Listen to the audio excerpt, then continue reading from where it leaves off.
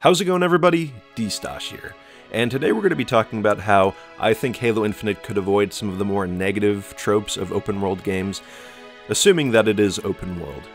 Now, we're talking about, avoiding fetch quests, avoiding, pointless side missions, and really retaining the pace and structure of a typical Halo game, just perhaps in a more open environment. So without further ado, let's get right into the video. First up, when we're talking about open world games, we first have to address the negatives. Now, a big negative of open world games is that sometimes they are just way too bloated. You have things like Ubisoft games, specifically like Assassin's Creed, where there's so much to do, but that content is as deep as a puddle. There's nothing really of substance there, aside from maybe the main quest, and you really get bored after a while. With the last couple Assassin's Creed games, I haven't really finished them because they're just too bloated with busy work for me. Now, I know a lot of people like the grind, but I'm not really a fan of that.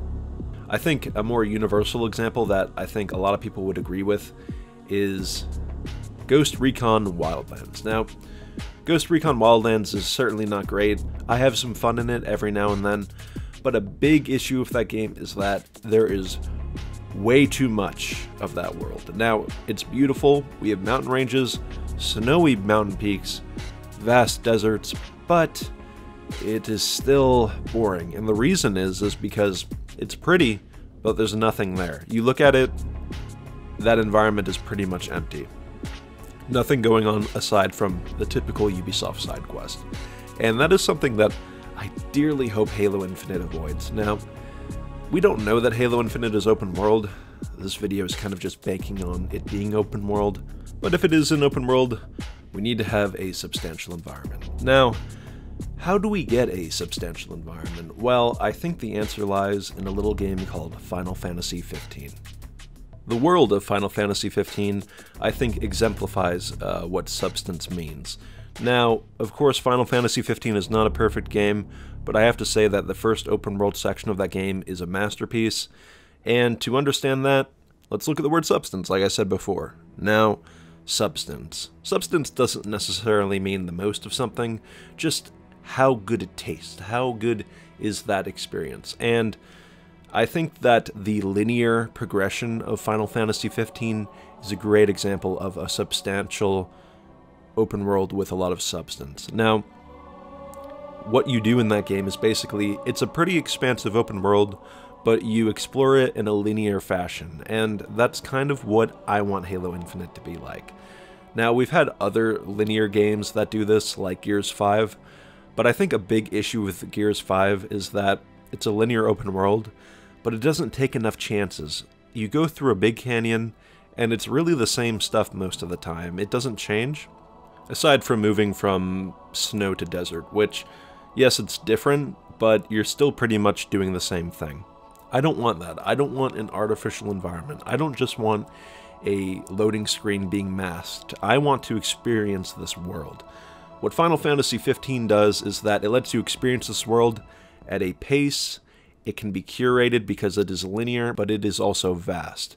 That vastness lets you do side activities, but it doesn't feel artificial. And I think Halo Infinite could learn a lot from that design philosophy. Hell, even just look at the Halo ring itself. It kind of screams a linear open world. A big stretch of land going in a straight line. I think it's a great opportunity for a linear open world. And I think for a more Western example, I think you could look at a game like Fallout New Vegas.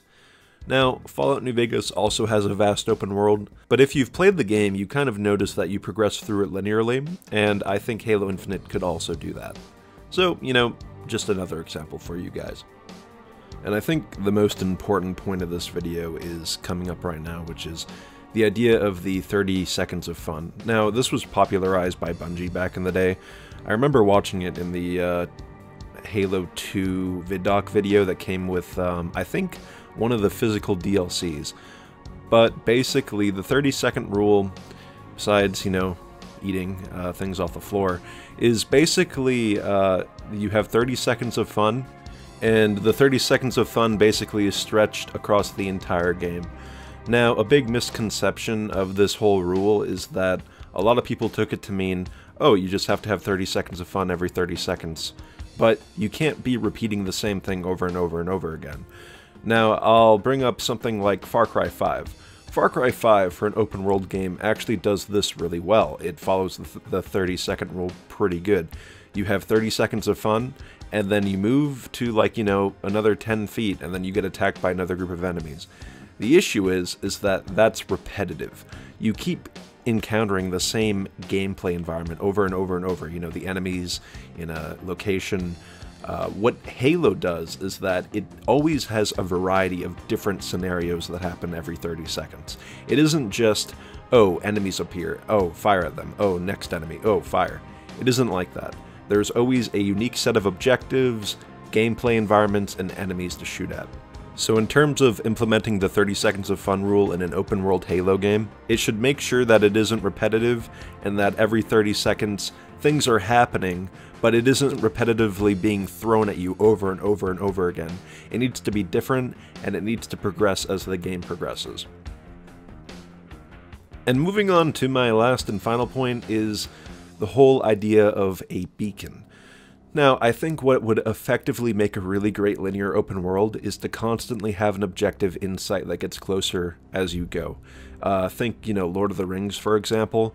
But for a more gameplay-centered example, we could look at Journey. Now, in Journey, the entire game, you're going towards that mountain, you're constantly moving towards it, and you feel progression. There's actual progression, and you're moving through the world.